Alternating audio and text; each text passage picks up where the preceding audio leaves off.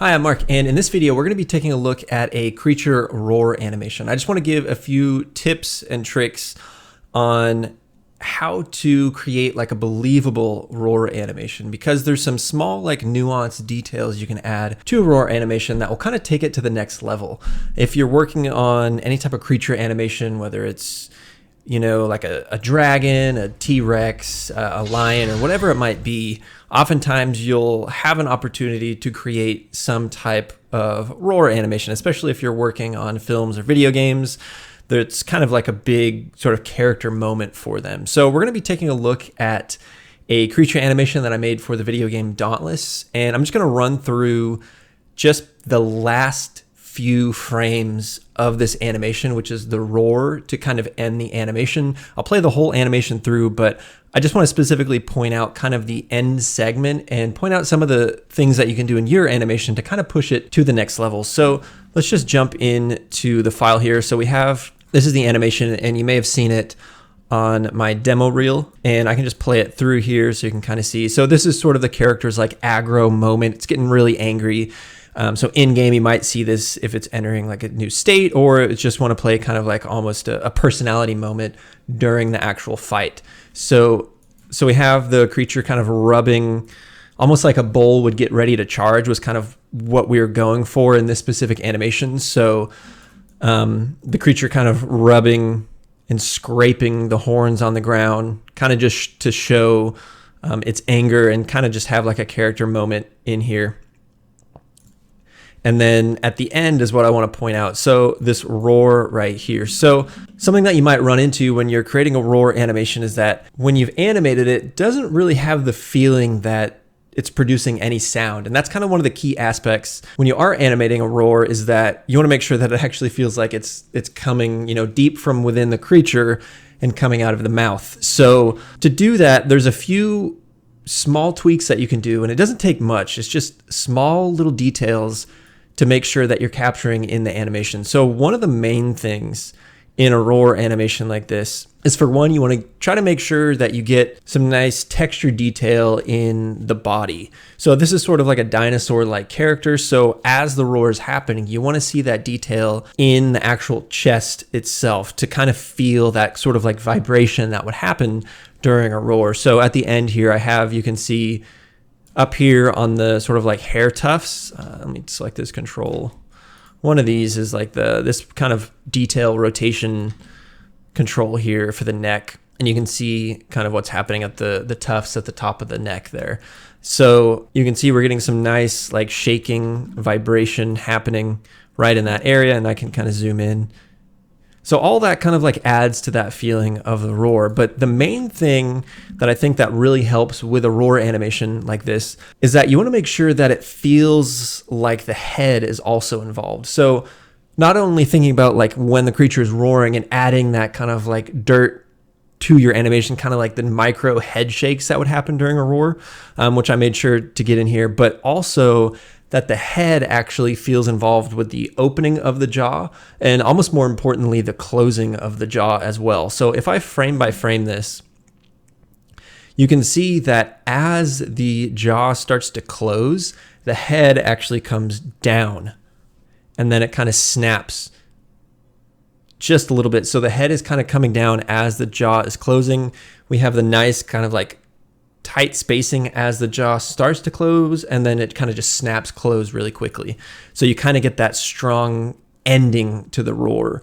So you can kind of get the feeling that it's kind of stopping abruptly, but you want to make sure that you're also thinking about like, what would the head do if a creature was actually opening its mouth this wide, producing some type of noise, and then closing really quickly? That head is going to be really involved in that. So that's what you want to make sure that you're capturing in a roar animation like this, is that you're getting the head involved. You're not just simply like opening the jaw really wide and closing it. It's these like small little details. So again, the jaw is closing, the head comes down. Once that jaw snaps, then the head kind of has like a shake, kind of like recoil to kind of feel the force of the jaws coming down kind of on the rest of the head. So if I kind of just zoom in, you can kind of feel the weight of this jaw closing as well.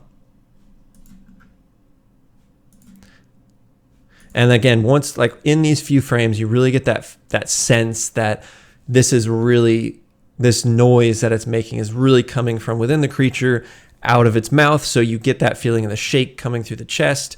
And on these few frames, you get that feeling right in here. And then something else that's important is that it can be helpful to add some texture to the jaw closing, to add like just a little bit of weight to it. So you'll see here, if I come in and let me select the jaw control, because I think there's two. Yeah. So I added a couple specific keyframes in here on these couple frames as it's closing. So you can see I'm basically just like starting to close the jaw, but I'm not closing it just perfectly like straight as if the creature is just opening and closing its mouth. There's like a little bit of twist to the start of the close. So you can see I'm kind of rotating the jaw this way just a little bit on this frame. And then it kind of starts to even out and go back straight.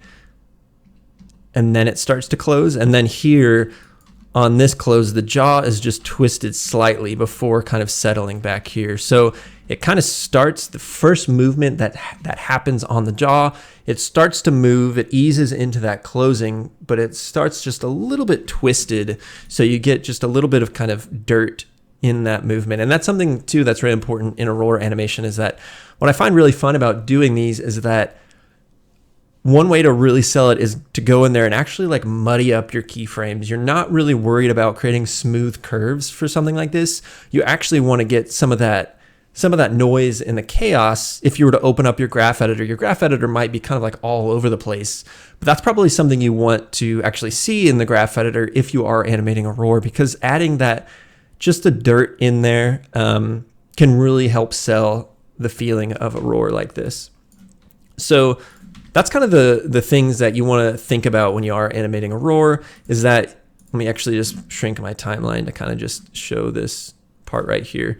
But the first thing to know is that when you are animating a roar, you're not going to simply just open and close the jaw. You can do that, but it's just not going to really have the same feeling to it. It's not going to have that feeling that a sound is actually coming from the creature. And a good rule of thumb when you are animating a roar is that when you see it play in Maya without any audio, right, there's going to be in-game audio to this animation, and sound effects designers are going to add the roar to it, which is also really going to help sell it. But inside of Maya, in the actual animation, you should be able to tell that the creature is roaring. You should get the feeling that it's producing some type of noise. And when you get that feeling, you know you've done a good job of actually capturing a feeling of the roar itself. So what I'm going to do now is I'm just going to go in here and just delete a lot of this extra keyframe information. So we know what it looks like with all this extra detail in here. So I'm going to go delete. So on the jaw close, delete these extra keyframes that I added. Delete these extra keyframes at the end.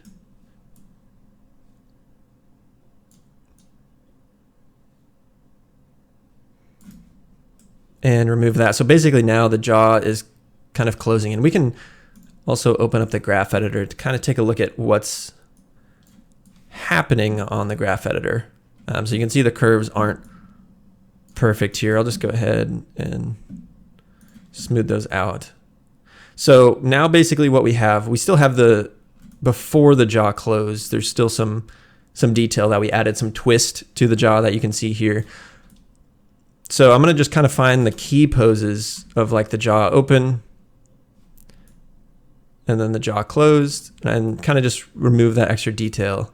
So these might be, right, the key poses that you've created in your roar animation, the jaw opening and then the jaw closing. So you can see that little extra detail that we added with the twist on the close is pretty subtle, but it's just those tiny little extra details that can really help, push your animation.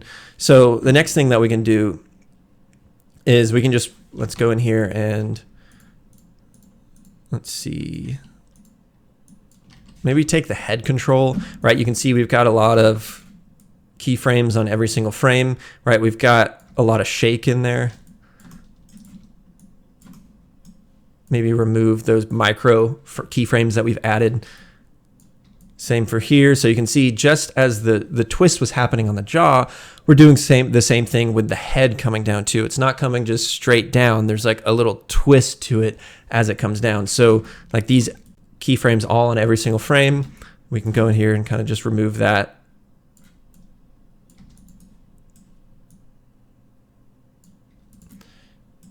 And then maybe remove all these extra frames. So you can see we've got now just a couple key poses in here. And it still works because the key poses that we have are still describing the head coming down as the jaw closes to kind of meet. It's almost like the head is like meeting the jaw as it's coming down.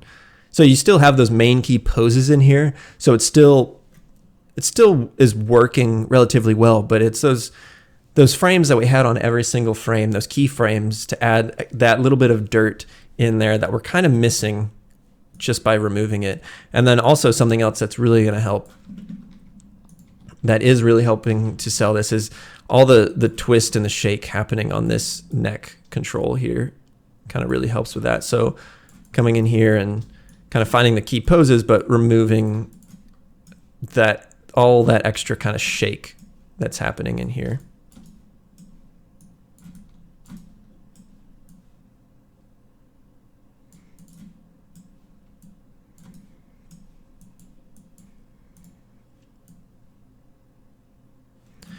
And we've got some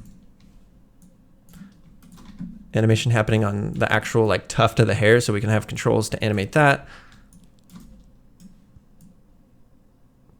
And just remove those. So with those removed now, and it might remove, there's not a ton of animation happening on this.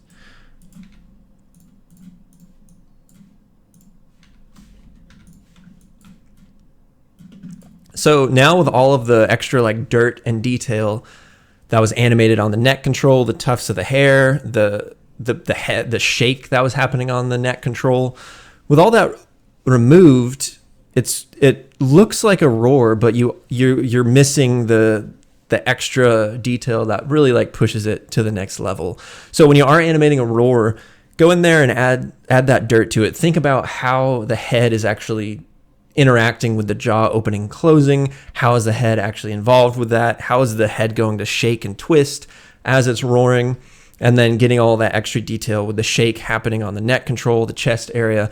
And depending on the creature you're animating, you might have different opportunities to show the shake happening. A lot of controls might have like actual jiggle controls on the chest or the neck.